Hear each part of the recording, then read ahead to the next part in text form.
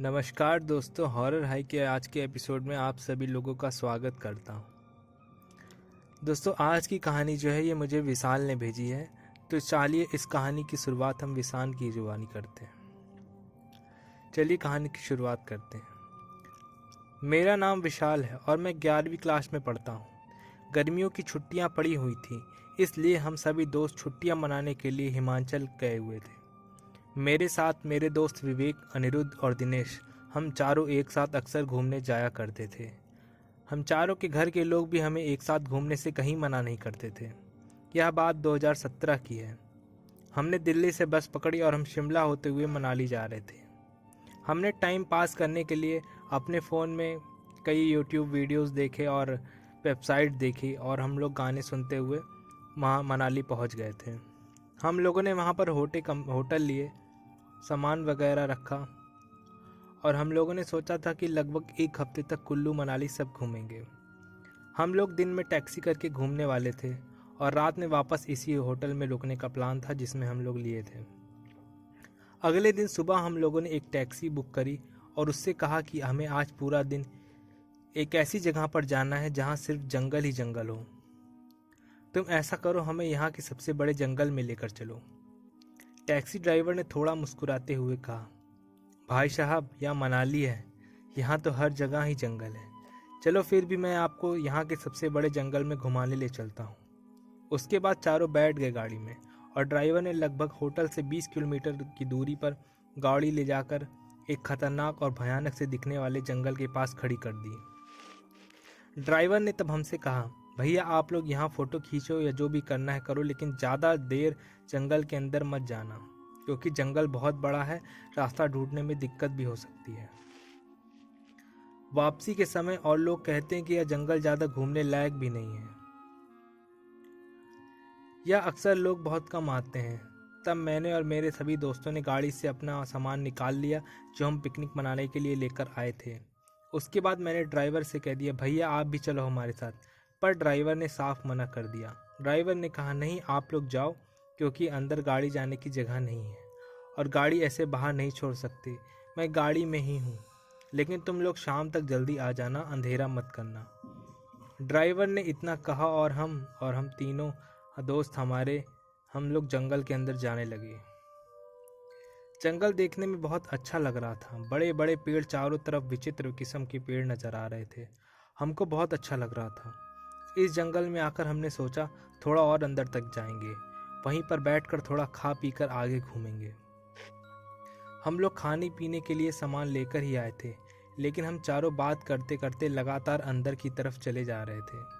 विवेक और दिनेश आगे चल रहे थे और वीडियो बना रहे थे और फोटो खींच रहे थे, मानो इन यादों को कैमरे में कैद करके ही मानेंगे। इस बीच मैंने टाइम देखा तो घड़ी में दोपहर के 2 बज गए थे। ड्राइवर ने हमें 12 बजे ही जंगल में उतार दिया था, यानी हम लोगों को चलते चलते अब 2 घंटे बीत चुके थे, लेकिन हम लगातार अभी भी चली जा रहे थे। तभी अनिरुद्ध ने कहा, यार भूख लगी है, अब कहीं बैठकर थोड़ा खा लेते हैं और थोड़ी देर बैठेंगे फिर घूमेंगे। अनिरुद्ध की बात सुनकर मैंने उन दोनों को आवाज़ मारी और कहा, यहीं बैठ जाते हैं, थोड़ा खा पी कर आराम कर लो फिर चलते हैं। तब फिर विवेक और दिनेश आए और हम चारों बैठकर अपना खाना खा रहे थे और इधर उधर की बातें भी कर रहे थे। मजाक मस्ती चल रही थी। हम लोगों ने लगभग 1 घंटे तक आराम किया। फिर हमने सोचा अब थोड़ा और आगे की तरफ घूमते हैं और फिर वापस चले जाएंगे। तो हम फिर जंगल की तरफ आगे को चल दिए। सच बताऊं तो मुझे लग रहा था कि हम जहाँ से होकर आए हैं उधर कैसे जाएंगे, क्योंकि रास्ता तो कुछ समझ नहीं आ रहा था, लेकिन बस हम चले ही जा रहे थे। हमने सोचा अब जंगल में काफ़ी दूर तक आ गए हैं और हमने घूम भी बहुत लिया है और हमको यही समय पर बाहर भी निकलना है, क्योंकि टैक्सी ड्राइवर हमारा इंतज़ार कर रहा है। अब घड़ी में लगभग 5 बज चुके थे, यानी आज हम लोग 5 घंटे इस जंगल में घूम रहे थे। इसके बाद हम चारों वापस तो चल दिए। अब की बार हम बहुत तेज़ी से चल रहे थे, क्योंकि हम 5 घंटे से अंदर घूम रहे थे और हमको बाहर निकलने में कितना टाइम लगेगा हम यही सोच रहे थे। देखते ही देखते अब अंधेरा भी होने लगा था। अब जंगल में अंधेरे में बहुत भयानक आवाज़ आ रही थी। जितना खूबसूरत जंगल दिन में दिखाई दे रहा था, उतना ही डरावना और ख़तरनाक अब अंधेरे में दिख रहा था, और जंगल के चारों तरफ बहुत से भयानक आवाज़ आना शुरू हो गई थी। तभी मैंने घड़ी में टाइम देखा तो लगभग 7 बज चुके थे। 2 घंटे हो गए थे हम जंगल में ही थे और हमें कुछ पता नहीं चल रहा था कि हम कहाँ हैं, और हम ड्राइवर को फ़ोन करके भी नहीं बता सकते थे क्योंकि यहाँ नेटवर्क बिल्कुल भी नहीं थे। हम यही सोच रहे थे पता नहीं क्या ड्राइवर अभी भी बाहर होगा या नहीं, क्योंकि हमने उसको कहा था हम 5 बजे से पहले बाहर निकल आएंगे, और अब तो अंधेरा बहुत ज़्यादा हो चुका था। सच बताओ तो मुझे बहुत डर लग रहा था। तभी हमको ऐसा लगा कि हमारी बगल से कोई बहुत तेज़ भागता हुआ जा रहा है। उसके कदमों की आवाज़ बहुत तेज़ से आ रही थी, लेकिन हमको वहाँ कोई दिखाई नहीं दे रहा था। हम चारों थोड़ी देर वहाँ रुके और उस आवाज़ को सुन रहे थे। आवाज़ लगातार तेज़ी से आगे की तरफ से बढ़ती जा रही थी, लेकिन हम में से किसी को भी कोई दिखाई नहीं दे रहा था कि आगे कौन भाग रहा है और किसके कदमों की आवाज़ है। लेकिन अब हमें वहाँ रुकना भी नहीं ठीक समझा। हमने कहा हमें जल्द से जल्द बाहर निकलना है। हम चारों अपने मोबाइल फ़ोन की फ्लैश लाइट जलाकर अब बाहर की तरफ निकल रहे थे। रास्ता समझ में नहीं आ रहा था, मतलब जिसका मुझे डर था वही हुआ। हम रास्ता जंगल का जो था वो भटक चुके थे, लेकिन हमने रुकना नहीं समझा सही। हम आगे की तरफ लगातार बढ़े जा रहे थे। तभी ऐसा लगा जैसे किसी के दर्द से तड़पने की आवाज़ आ रही हो। ऐसा लग रहा था जैसे जंगल में कोई बहुत तेज चीख रहा है। अब ऐसा लग रहा था जैसे आवाज़ अब बढ़ती जा रही है और हमारा नाम लेकर कह रही है, विशाल मुझे क्यों छोड़कर जा रहे हो, दिनेश अरे अनिरुद्ध मुझे भी तो ले चलो। ऐसी आवाज़ें सुनकर हमारा खून अब जम चुका था, लेकिन हमने भी इस आवाज़ को पहचान लिया क्योंकि आवाज़ तो विवेक की ही थी। लेकिन यह कैसे हो सकता था, क्योंकि विवेक तो हमारे साथ ही था। इसलिए अब हम चारों बहुत बुरी स्थिति में थे, लेकिन उस आवाज़ का रोना और तड़पने की चीख बढ़ती जा रही थी। बार बार हमारा नाम लेकर कह रही थी, अरे मुझे छोड़कर क्यों जा रहे हो। मानो ऐसा लग रहा था कि कोई किसी से जान की भीख मांग रहा है, रो रो कर और तड़प तड़प कर। कोई बहुत ज़्यादा दर्द में है। लेकिन हम सब आवाज़ को जो थी वो विवेक की लग रही थी, और विवेक हमारे साथ ही था। अब ऐसा लग रहा था कि हम लोगों ने बहुत बड़ी गलती कर दी है इस जंगल में आकर, क्योंकि ड्राइवर ने पहले ही बताया था कि ज़्यादा अंदर तक मत जाना, इस जंगल में ज़्यादा अंदर जाना ठीक नहीं है। पर हम अब इस जंगल में भटक चुके थे और हम चारों के होश उड़ चुके थे। बस भगवान से यही दुआ कर रहे थे कि भगवान हमें जल्द से जल्द इस जंगल से बाहर निकाल दो। अब हमने ये सोचा कि अब बिना रुके भागते रहना है। इसके बाद हमने आगे की ओर दौड़ना शुरू कर दिया। हम कह रहे थे कहीं तो निकलेंगे, इसलिए हम चारों पूरी रफ्तार से भाग रहे थे। अब हम भाग भाग कर पूरी तरह से थक चुके थे और हम लोग से अब और आगे भागा नहीं जा रहा था। लेकिन ऐसा लग रहा था कि अब जान बचाना है तो हमको भागना ही होगा। लेकिन भागे भी तो कहाँ भागे, क्योंकि जंगल में चारों तरफ घनघोर अंधेरा और अजीब अजीब किस्म की आवाज़ें, और ऊपर से विवेक की जैसी आवाज़ भी पूरे जंगल में गूंज रही थी। हम चारों की सांसें भी फूल चुकी थी क्योंकि लगातार हम भाग रहे थे। अब दिनेश नीचे बैठ गया। उसने कहा, भाई लोगों अब मैं नहीं भाग पाऊंगा। अनिरुद्ध ने उससे कहा, जान बचानी है तो भागना ही होगा, क्योंकि यहाँ बस खतरा ही खतरा नजर आ रहा है। मैं और विवेक एक साथ थे। थोड़ा आगे हमने उन्हें आवाज़ दी तो उन दोनों ने कहा, भाई अब नहीं भागा जाता, हम दोनों थक चुके हैं। तो हम सब एक साथ उसी घनघोर अंधेरे में अपनी फ्लैश लाइट जलाए हुए बैठे थे। लेकिन तभी ऐसा लगा हमारे सामने एक बड़े पेड़ से कोई चीज़ बड़ी तेजी से नीचे गिरी और उसकी आवाज़ बड़ी ज़ोर से सुनाई दी। उस चीज़ पर दिनेश ने लाइट मारी तो दिनेश सहित हम तीनों के होश उड़ गए, मानो हमारी धड़कनें रुक जाएंगी, क्योंकि अभी तक हमको विवेक की रोती और बिलखती हुई आवाज़ें सुनाई दे रही थी, लेकिन अब हमारे सामने ही विवेक का कटा हुआ सर पड़ा था। हम लोग देख के एकदम शॉक हो चुके थे और किसी को कुछ समझ में नहीं आ रहा था। सबके चेहरे पर पसीना ही पसीना और सबके हाथ पैर फूलने लगे थे। सब बिल्कुल डर गए थे कि हम लोगों ने ये क्या देख लिया, और विवेक हमारे साथ बैठा हुआ था। विवेक ये सब देखकर रोने लगता है और बोलता है, क्या है ये, क्या हो रहा है यार हमारे साथ। हमारी ज़बान हलक से भी नहीं निकल रही थी, लेकिन हमने कहा, विवेक कोई हमारे साथ बहुत बड़ा छलावा कर रहा है, ऐसा लगता है, पर हमें इसके झांसे में नहीं आना है। अब हम इसके बिना समय गंवाए हुए वहाँ से किसी भी हालत में बस भागना ही है। लेकिन हम लोग सोच रहे थे कि कहाँ जाएं, क्योंकि हम लगभग 4 घंटे से निकलने की कोशिश कर रहे थे, लेकिन हमको समझ में नहीं आ रहा था कि हम किस तरफ से बाहर निकल पाएंगे। इतनी देर में ये सब जो हमारे साथ हुआ था, उसके बाद हमारी हालत तो वैसे ही बहुत नाजुक हुई थी, लेकिन हमको अब अपनी जान बचानी थी तो कुछ ना कुछ करना ही था। इतना बड़ा जंगल और ऊपर से अंधेरा, यह जंगल दिन में हमें जितना प्यारा लग रहा था, वो अब इस अंधेरी रात में हमें एक मौत का जंगल नज़र आ रहा था। लेकिन अब हम कर भी क्या सकते थे, क्योंकि ना ही हमारे फ़ोन में नेटवर्क थे और ना ही कोई हमारी मदद के लिए इस जंगल में आ सकता था। ड्राइवर तो बाहर है या नहीं यह भी नहीं कहा जा सकता। तभी एक बार फिर से मैंने और मेरे साथियों ने सुना कि फिर कोई चीख रहा है। अभी थोड़ी देर तक चीखने की आवाज़ें आ रही थी, लेकिन अब फिर से वो आवाज़ें जो बंद हो चुकी थी वो फिर से गूंजने लगी थी। हमारे आसपास ऐसा लग रहा था कि फिर कोई दर्द से तड़प रहा है। अब मेरे पैरों के नीचे से मानो ज़मीन ही निकल गई, क्योंकि अभी तक वो विवेक की आवाज़ आ रही थी, पर अब हम चारों ने सुना वो आवाज़ दिनेश की थी। अब जो आवाज़ आ रही थी वो दिनेश की आवाज़ थी। दिनेश जैसी आने वाली आवाज़ भी बार बार यही कह रही थी, अरे मुझे लेकर चलो भाई लोगों, मुझे क्यों छोड़े जा रहे हो। और ऐसा लग रहा था जैसे वो रो रहा हो और तड़प रहा था, पर दिनेश भी हमारे साथ ही था। आखिर यह हो कैसे सकता है। और हम मन ही मन भगवान से कह रहे थे, भगवान आज हम कहाँ फंस गए। लेकिन अब हम भाग नहीं रहे थे, क्योंकि हम पहले से ही भाग भाग कर थक चुके थे।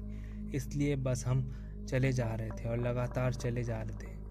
लेकिन जब वो आवाज़ थी वो दिनेश जैसी लग रही थी, वो अब ऐसा लग रहा था जंगल के आगे से भी आ रही है और पीछे से भी आ रही है। दोस्तों, आज मैं आपको अपनी ये कहानी बता तो रहा हूँ, लेकिन सच बताऊँ तो उस दिन ऐसा लग रहा था कि बस आज हमारी ज़िंदगी का आखिरी दिन है। तभी हमको एक बड़ा सा झटका लगा, क्योंकि दिनेश और अनिरुद्ध थोड़ा पीछे चल रहे थे और मैं और विवेक थोड़ा सा आगे चल रहे थे। तभी मेरे फ़ोन की लाइट सामने किसी चीज़ पर पड़ी। थोड़ा ध्यान से देखा तो सामने अब की बार दिनेश का कटा हुआ सर रखा था। उसको देखकर ऐसा लग रहा था कि अभी अभी कटा हो, क्योंकि खून बहुत साफ साफ बहता हुआ दिख रहा था। अब हमारी हालत ऐसी हो चुकी थी कि हमें कुछ समझ नहीं पा रहे थे कि कहाँ जाएं। पीछे भी नहीं लौट सकते थे, क्योंकि आगे से ही रास्ता हो सकता था बाहर निकलने का। लेकिन हम चारों ने इतनी देर से इतना सब देख लिया था, इसलिए हम रुके तो नहीं, और हम सब भगवान का शुक्र मना रहे थे कि हम चारों अभी ठीक थे और चारों साथ में ही हैं। लेकिन इस बार भी जब से हमने दिनेश के जैसा कटा हुआ सिर देखा, उसके बाद से ही फिर से चीखने चिल्लाने की आवाज़ बंद हो चुकी थी। हम चारों बस किसी तरह से निकलने की कोशिश में थे। घड़ी में अब समय 12 बज चुका था। तभी मुझे और विवेक को ऐसा लगा किसी ने एकदम से हमें धक्का देकर साइड कर दिया, और अनिरुद्ध और दिनेश को भी ऐसा लगा, और ऐसा लग रहा था कि कोई किसी को घसीटता हुआ हमारे बगल से ले जा रहा है, पर जो घसीट रहा था वो दिख नहीं रहा था। तभी मैंने उस पर लाइट मारी तो जो घसीट कर ले जा रहा था उसका चेहरा तो नहीं दिखा, पर जिसको घसीट कर ले जाया जा रहा था उसका चेहरा साफ साफ दिखाई दिया। उसका चेहरा बिल्कुल अनिरुद्ध जैसा था। यकीन मानो आज मैं आपको यह बता रहा हूँ, पर मेरी रूह अभी भी कांप रही है इस बात को बताते हुए कि अब मेरे लिए यह एक सदमे से कम नहीं है। उस समय हम चारों यही सोच रहे थे कि भगवान, या कोई गहरा सपना हो और अब हम बस नींद से जाग जाएं। अब ऐसा लग रहा था जैसे अनिरुद्ध तड़पता हुआ कह रहा, बचाओ मुझे विशाल, बचाओ मुझे विवेक, बचाओ मुझे। वो हम तीनों का नाम बार बार ले रहा था, लेकिन अनिरुद्ध तो हमारे साथ था। अब यह स्थिति बहुत नाजुक मोड़ पर थी। ऐसा दृश्य दिखना तो अब हम चारों को पता चल चुका था कि इस जंगल में जो हो रहा है वो कोई और नहीं, वो छलावा है। अब हम यही सोच रहे थे कि पता नहीं अब हम बचकर जा पाएंगे या नहीं। लेकिन हम वहाँ रुके नहीं। हमने सोचा कि चलते रहें। तभी ऐसा लगा कि जंगल में एक तूफान सा उठने लगा है, और अक्सर जंगल में पेड़ पौधों की आवाज़ आती ही रहती है, लेकिन उस समय ऐसा लग रहा था कि तूफान बिल्कुल हमारे सामने से होकर गुजर रहा है। उस समय तूफान की आवाज़ बहुत तेज़ी से लग रही थी। अंधेरी रात थी और हमने अपने हाथों में फ्लैश लाइट ले रखी थी। तभी वहाँ पूरे में धूल धूल सी होने लगी, और तभी ऐसा लगा कि किसी ने मुझे धक्का दे दिया है। मैं नीचे की तरफ खाई में गिरता जा रहा था। मुझे साफ साफ नज़र आ रहा था कि मैं नीचे की तरफ गिर रहा हूँ और चीख रहा हूँ, पर एकदम से सब बंद हो गया और मैं शायद उस खाई में गिरकर बेहोश हो गया, क्योंकि मैं खाई में बहुत नीचे गिरा था। तभी ऐसा लगा मुझे किसी ने नींद से जगाया और बार बार यह कह रहा था, विशाल उठो, विशाल उठो। मेरी आंखें खुली तो मैं एक चट्टान के नीचे दबा हुआ था और मेरे पास विवेक खड़ा था। तभी विवेक ने मुझे बताया, विशाल तुम ऊपर से नीचे गिर गए थे। मैंने उसकी बात सुनकर कहा, वो दोनों कहाँ हैं? विवेक ने मुझे बताया, अनिरुद्ध और दिनेश बाहर टैक्सी में बैठे हैं। रास्ता हमको मिल गया है, हम रास्ते के करीब ही थे कि तुम नीचे गिर गए। मैं भगवान से बहुत शुक्र मना रहा था कि चलो कम से कम हमें रास्ता मिला और हम जंगल से बाहर निकल जाएंगे। तब विवेक ने मुझे थोड़ा संभाला और अपने साथ बाहर ले जाने लगा। विवेक थोड़ा आगे चल रहा था और मैं उसके पीछे चल रहा था। जो जंगल हम रात भर भटक रहे थे, अब उस जंगल से हम बाहर निकल आए थे। सामने टैक्सी खड़ी थी। विवेक ने बताया, अनिरुद्ध और दिनेश ड्राइवर के साथ अंदर है। मैं तुरंत भागता हुआ टैक्सी के पास गया और शीशे में हाथ मारने लगा। ड्राइवर ने खिड़की खोली। ड्राइवर अंदर ही सो रहा था और नींद में ही बोला, भैया ऐसा मत करो, कल दोपहर 12 बजे से आ रखे हैं और अब रात के 2 बज गए। मैंने पहले ही कहा था कि जंगल के ज़्यादा अंदर मत जाना। इतने अंदर क्यों गए थे? मैं अभी तक घर नहीं गया। बताओ, मेरी भी तो ज़िंदगी है, मेरे भी तो घर परिवार हैं, आप लोग के चक्कर में। और यही बात ड्राइवर बोल रहा था और वो कह रहा था, बाकी 3 लोग कहाँ हैं? अब मैं नहीं रुकूंगा। मैंने कहा, 2 जने अंदर हैं और विवेक मेरे पीछे हैं। ड्राइवर ने मुझे हैरानी भरी नज़रों से देखते हुए कहा, पागल मत बनाओ, एक तो तुम्हारे चक्कर से मैं रात भर गाड़ी में बैठा रहा, और वो तीनों कहाँ हैं? ड्राइवर की बात सुनकर मैंने गाड़ी के अंदर देखा तो गाड़ी में कोई नहीं था। फिर मैं तुरंत पीछे मुड़कर देखा तो विवेक भी पीछे नहीं था। मैंने ड्राइवर से कहा, अभी तो मेरे साथ आया था, तुमने देखा क्या? जो मेरे पीछे था वो कहाँ गया? वह और पहले से 2 लोग आए थे, वो कहाँ गए? ड्राइवर ने मेरी बात सुनकर कहा, भाई रात में तुमने ज़्यादा तो नहीं पी ली, शराब वगैरह? लेकिन ड्राइवर का ये जवाब सुनकर मैं घबरा गया था, क्योंकि ना ही विवेक था और ना ही अनिरुद्ध था और ना ही दिनेश था। उसके बाद मैंने ड्राइवर को अपनी सारी बात बताना शुरू की। ड्राइवर ने हमारी सारी बात सुनी और उसने कहा, भैया मैंने पहले ही कहा था ये जंगल ज़्यादा ठीक नहीं है, आप बाहर ही फ़ोटो वगैरह खींचकर जो करना है कर लो, ज़्यादा अंदर मत जाना।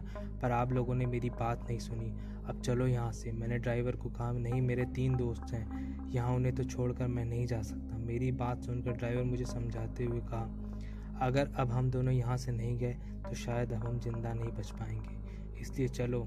ड्राइवर ने उसके बाद मेरी कोई बात नहीं सुनी और मुझे ज़बरदस्ती गाड़ी में बैठा दिया और उसने कहा, अब हम नहीं रुकेंगे। उस रात के अंधेरे में उसके बाद ड्राइवर ने गाड़ी ले जाकर तुरंत मुझे होटल पर छोड़ा। लेकिन मैं उस समय क्या करता, मेरे तीनों साथी मेरे साथ नहीं थे। मैंने सुबह सबसे पहले जाकर पास के पुलिस स्टेशन पर सारी खबर दी और उनको सब कुछ बताया। मेरे सर पर पहले से ही चोट लगी हुई थी और मेरी स्थिति कुछ ज़्यादा ठीक नहीं थी, इसलिए पुलिस वालों ने पास के हॉस्पिटल में मुझे एडमिट करवा दिया। और बाद में पता चला कि जंगल में कई दिनों से तलाश के बाद 3 लाशें मिली हैं।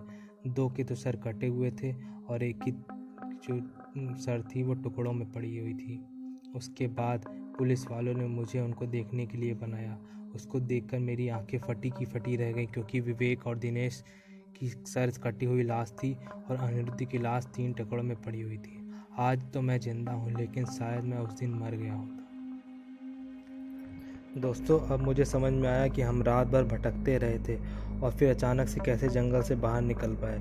मेरे उस दोस्त ने मरने के बाद भी मुझे बचाकर वहाँ से निकाला था, जो कि विवेक था। अब उस दिन के बाद से मैं बहुत ज़्यादा सदमे में रहता हूँ और दिल्ली के एक हॉस्पिटल में अभी भी मेरा इलाज चल रहा है। तो दोस्तों, आज की ये कहानी थी। उम्मीद है ये कहानी आप लोगों को अच्छी भी लगी होगी और काफ़ी ज़्यादा सीख भी इस कहानी से हम लोगों को मिली है कि हम लोगों को कभी भी किसी नई जगह पर जाकर ऐसे तरह का खेल नहीं करना चाहिए। वो एंजॉय का जिसमें ज़िंदगी ही ना बचे।